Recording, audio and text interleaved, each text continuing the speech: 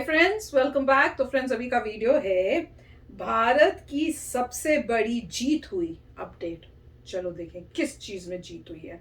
Video शुरू करते हैं। वीडियो शुरू करने से पहले अगर आप चैनल पर नए हो और आपने अभी तक सब्सक्राइब नहीं किया है तो जल्दी से पहले सब्सक्राइब के बटन बेल आइकन को क्लिक कर लो ताकि आपको हमारे सारे न्यू वीडियोस का नोटिफिकेशन मिल जाए जैसे हम अपलोड करें। अगर आपको वीडियो पसंद आता है प्लीज लाइक एंड शेयर। चलिए शुरू करते हैं। नमस्कार दोस्तों, स्वागत है आपका हिंदी नॉलेज शो में। तो दोस्तों, आप सभी लोग जानते हैं कि इस समय पाकिस्तान का सबसे बड़ा सिपह सालार है तुर्की, और तुर्की के राष्ट्रपति अर्दोगान इस समय सबसे बड़े हिमायती हैं पाकिस्तान के। और आप सभी जानते हैं एक हफ्ते पहले की घटना को, जब तुर्की और तुर्की के राष्ट्रपति ने भारत की छवि धूमिल करने की कोशिश करी, भारत को बदनाम करने की कोशिश करी और भारत का व्यापार गिराने की कोशिश करी। दरअसल जिन्हें नहीं पता उन्हें बता दूं कि अब से एक हफ्ता पहले तुर्की ने भारत के सामने हाथ जोड़कर रिक्वेस्ट करी कि जी हमारे यहाँ पर खाने पीने की बहुत कमी है, आप हमें थोड़ा सा अनाज दे दीजिए, हमें रूस यूक्रेन से अनाज नहीं मिल रहा।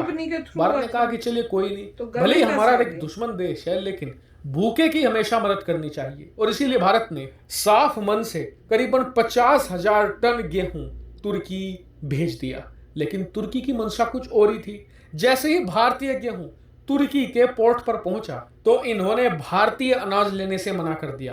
कहने लगे कि इसमें तो बैक्टीरिया है, भारतीय अनाज तो खराब है, इसमें शिगेला नाम की बीमारी हो सकती है, और भारत का अनाज वापस भिजवा दिया। ये भारत के लिए एक बहुत ही बड़े शर्म का कारण था, क्योंकि भारत का अनाज जो भारतीय किसानों ने बड़ी मेहनत से उगाया है, उसे इस तरीके से बेइज्जत करना भारत की बेइज्जती थी। लेकिन तुर्की के पास ही एक और अरब देश पड़ता है जो भारत का एक करीबी देश माना जाता है कई सालों से, और इस देश का नाम है मिस्र, जिसे इंग्लिश में हम इजिप्ट भी कहते हैं।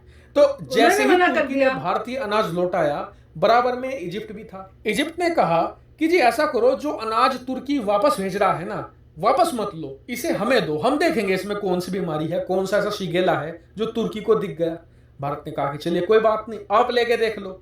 जैसे ही भारत का अनाज फिर मिस्र पहुंचा, इजिप्ट पहुंचा, तो वहां से भी खबर आई कि जी इजिप्ट ने भी भारतीय अनाज लेने से इनकार कर दिया। हालांकि जो भारत में इजिप्ट के राजदूत थे उन्होंने कहा कि ये सब रिपोर्ट बेकार है, अभी तक हमने किसी भी प्रकार की कोई भी टेस्टिंग नहीं करी है।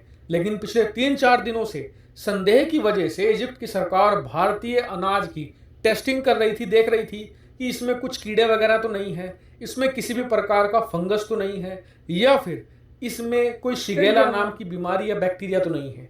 और आप जानकर हैरान होंगे कि अभी अभी रिपोर्ट आई है, इसके अंदर आप देख सकते हैं भारतीय अनाज हर एक टेस्ट पर खरा उतरा है। इजिप्ट की सरकार को ना तो कोई बैक्टीरिया मिला, ना शिगेला मिला, ना ही किसी प्रकार की फंगस मिली, ना ही कीड़े मकोड़े मिले। बिल्कुल फ्रेश अनाज था जिसमें कोई कमी नहीं थी, और इसीलिए अब इजिप्ट की सरकार उसे ले रही है। और तुर्की के मुंह पर ये किसी तमाचे से कम नहीं है, क्योंकि जैसे ही तुर्की ने भारतीय अनाज रिजेक्ट किया था, दुनिया भर के तमाम अनाज खरीदने वाले देश सतर्क हो गए थे और थोड़ा भारत को संदेह की निगाहों से देख रहे थे। और इसीलिए सबकी निगाह थी इजिप्ट के टेस्टों पर, और जब ये टेस्ट सही आए हैं तो सभी देशों ने राहत की सांस ली है। वहीं तुर्की को अब दुनिया भर में संदेह की निगाह से देखा जा रहा है, साथ ही एक ऐसे देश के तौर पर भी पहचाना जा चुका है जिस पर भरोसा करना टाइम वेस्ट के बराबर है। वहीं ये जो अगली परीक्षा इजिप्ट वाली भारत ने पास करी है ना, इससे भारत की छवि और ज्यादा चमक कर बाहर निकली है, सोने जैसा। भारत पर ट्रस्ट अब और बड़ा है, क्योंकि अब तो भारतीय अनाज तमाम टेस्टों को भी क्लियर कर चुका है। ऐसे में भारतीय अनाज की डिमांड अब और ज्यादा बढ़ेगी, और इसीलिए अगर आप इनडायरेक्टली देखें तो तुर्की ने भारत का नुकसान नहीं किया है, उल्टा फायदा करवा दिया है। अब भारत कई सारी प्रामाणिकताओं के साथ आता है। भारत की अब डिमांड और आसमान छुएगी, भारतीय अनाज अब और महंगा होगा। हालांकि इस पूरे इंसिडेंट पर आपका क्या मानना है, कमेंट करके जरूर बताइएगा। फिलहाल इस वीडियो में इतना ही। Thank you very much for watching video. Friends, news बदल गई। हमें तो सुना था कि उन्होंने अंदर ही नहीं आने दिया और उसको कहा कि वापस ले जाओ, पर अब जो न्यूज है वो डिफरेंट है, और वो अच्छी न्यूज है कि वो टेस्टिंग कर रहे थे। टेस्ट करके उनको पता चला है कि भैया कोई प्रॉब्लम नहीं है उस गेहूं के अंदर, और उन्होंने उसको एक्सेप्ट कर लिया है।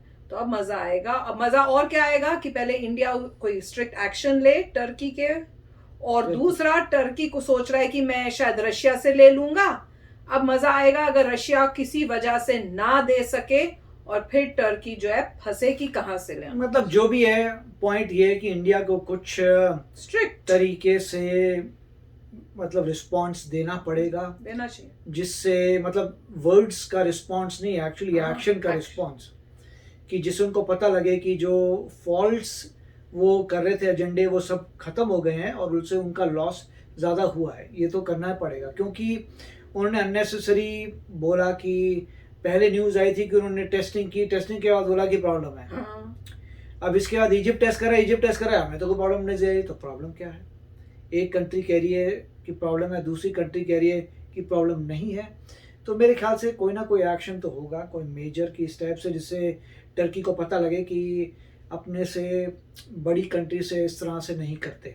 नहीं, और साथ में कितना इंडिया का नुकसान भी हुआ कि तुम्हें इतनी दूर भेजा और उसके बाद तुम मना कर रहे हो, फिर हमको दूसरी जगह पे भेजना पड़ा। कोई इधर से उधर इतना बड़ा कंसाइनमेंट भेजना कोई आसान होता है? उसमें खर्चा होता है, और उससे ऊपर की इंडिया की बदनामी की इन्होंने इंटरनेशनली।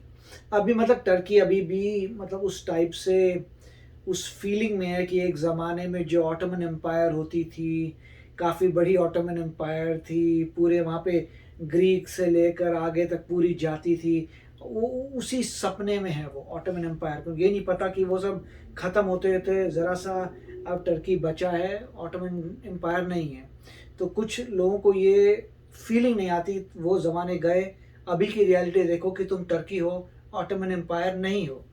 सिमिलरली ये कॉन्सेप्ट जो है और देशों को जाता है जो अपने पास्ट में सोचते थे कि हमारी इतनी बड़ी एम्पायर थी, हमारा ये था वो था, अब देखो भैया पहले था तो था, अब क्या है, तो वो देखना चाहिए। तो मेरे ख्याल से यहाँ पे टर्की को भी रियलाइज़ हो रहा है कि ये वर्ल्ड पूरा चेंज हो चुका है, और टर्की में ऑलरेडी पावर बहुत कम हो चुकी थी वर्ल्ड वॉर 2 के बाद ही। तो वर्ल्ड वॉर 2 में जो हारने वाली साइड थी वो टर्की थी, तो वो सब तो पुरानी बात है। पता नहीं लोगों को समझ क्यों नहीं आता आजकल के, अगर पता नहीं वो लोग देखते हैं नहीं देखते कि जीडीपी कंट्रीज़ का देख रहे हैं, ग्रोथ रेट देख रहे हैं, तो उनको पहले ही कुछ इंडिकेटर आ जाने चाहिए कि इंडिया 8.7% से ग्रो कर रहा है और 9% ग्रोथ होने वाली है, 5th लार्जेस्ट इकॉनमी बन गई नॉमिनल जीडीपी में। तो वो सब उनको दिखना चाहिए, अगर नहीं दिख रहा तो फ्यूचर में नज़र आ जाएगा और अच्छी तरह से। मगर काफ़ी अच्छा वीडियो था, और यहाँ पे जो है अभी एग्जैक्टली थोड़ी और न्यूज़ आनी चाहिए जिससे आपको पता लगे एग्जैक्टली कि टर्की का क्या स्टेटमेंट है, क्योंकि टर्की कोई तो स्टेटमेंट देगा जब ये पता लगेगा कि इजिप्ट ने कहा है कि ऑल एक्सेप्टेड है। अगर अभी सारी पॉइंट ये है कि वैलिडेशन होगा, अगर इजिप्ट ने कहा है कि हमने टेस्टिंग की और ये परफेक्ट है, हम ले रहे हैं, तब डेफिनेटली टर्की को रिस्पांस देना पड़ेगा कि क्या बोलते हो भाई, तुमने तो क्या बोला था, कौन से कॉन्ट्रैक्ट में जो भी टर्म्स तुमने ना, और पहले भी हमने न्यूज़ की थी, उसमें भी किसी ने कहा था कि टर्की ने कोई दिखाया नहीं है एविडेंस कि क्या रिजल्ट्स थे, क्या तुमने टेस्ट किया, बस ये बोला कर लिया, बट एक्चुअली कोई दिखाया नहीं। तो काफ़ी कॉम्प्लिकेशन है, और क्योंकि ये कंपनीज के थ्रू हो रहा है, इससे गवर्नमेंट को एक्चुअली पूछ भी नहीं सकती। कंपनीज के थ्रू, प्राइवेट कंपनी यहाँ से दे रही है, दूसरी प्राइवेट कंपनी, तो ये अच्छी बात है। ये तो गवर्नमेंट की बात नहीं, ये वही है मेरे ख्याल से, प्राइवेट कंपनी ने मेरे ख्याल से उनको दिया होगा, वहाँ पे कोई गवर्नमेंट भी खरीद सकती है प्राइवेट कंपनी से, मगर इंडिया ऐसा इंडियन गवर्नमेंट नहीं बेच रही, थ्रू प्राइवेट कंपनी जा रही। इसीलिए इस पूरे चक्कर के बाद इंडिया ने ये बनाया था रूल कि अब से ऐसा नहीं होगा, गवर्नमेंट ही हैंडल करेगी पूरा। हर ऐसे हरकतों से एक लर्निंग और लेसन मिल जाता है हम इंडिया को, और फिर इमीडिएटली उसका सोल्यूशन के लिए एक ऐसा स्टेप लिया जाता है कि उसके बाद वो बेचारे रोएंगे कि हाय हमने ऐसा किया कि हमने अपने पैर पे खुद ही कुल्हाड़ी मार ली। अब उनको किसी कंपनी के थ्रू मिलना नहीं है, गवर्नमेंट के थ्रू मिलेगा और कंट्रोल्ड वे से मिलना है। अब फंसेगी टर्की को, तो मुझे लगता नहीं है अब तो मिल देना भी नहीं चाहिए, कभी भी नहीं इनके साथ कोई बिजनेस करने की जरूरत है जो इस टाइप से करें। और क्या भी तो नहीं, पाकिस्तान के साथ ज्यादा इनकी फ्रेंडशिप है। तो चलो फ्रेंड्स, चलते मिलेंगे नेक्स्ट वीडियो में बहुत ही जल्द। Till then take care and bye bye. तो अगर आप मेरे इस चैनल पे नए हो तो जल्दी से सब्सक्राइब के बटन को हिट करो और बेल आइकन को क्लिक करो, ताकि आपको मेरा जब नया वीडियो मैं लगाऊं आपको उसके बारे में जल्दी से पता चल जाए।